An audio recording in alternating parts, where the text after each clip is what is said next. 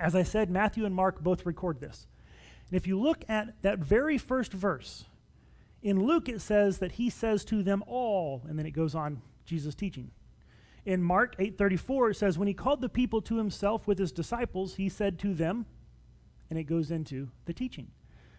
But in Matthew 16:24 it says, Jesus said to his disciples.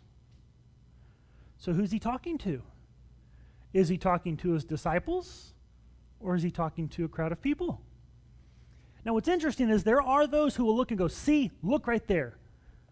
That is an error, there's something wrong. They record it this way, this one records it that way. It's contradicting itself. They're not in agreement, so the Bible must not be reliable. Of course, it only takes about 2 seconds worth of common sense to go, well, he's talking to a group of people and his disciples are there with them.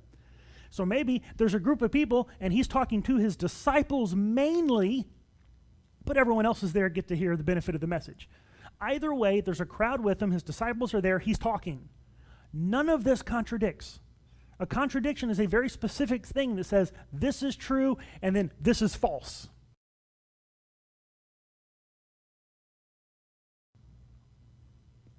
Where the two cannot possibly, come into agreement.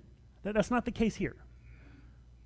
What's really interesting, and I've mentioned this before, as we approach the Bible, there's a certain degree that we understand this is the Word of God, yes, but it's also a very human book, written by the hands of men, in their personality, in their style, in their context, that God is using to speak His message.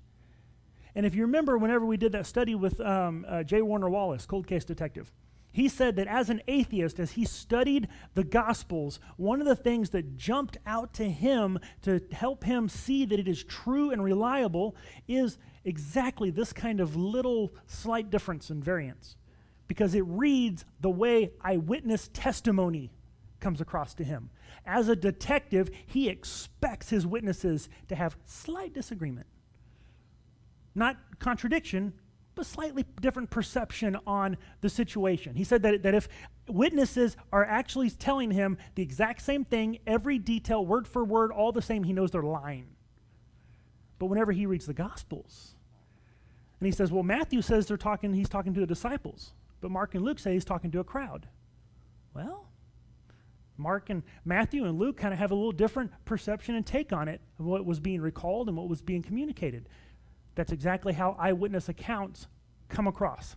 And so as a detective, he's looking and going, okay, this isn't a contradiction, but it has just enough that ring of kind of different perception that we can trust these are eyewitness accounts.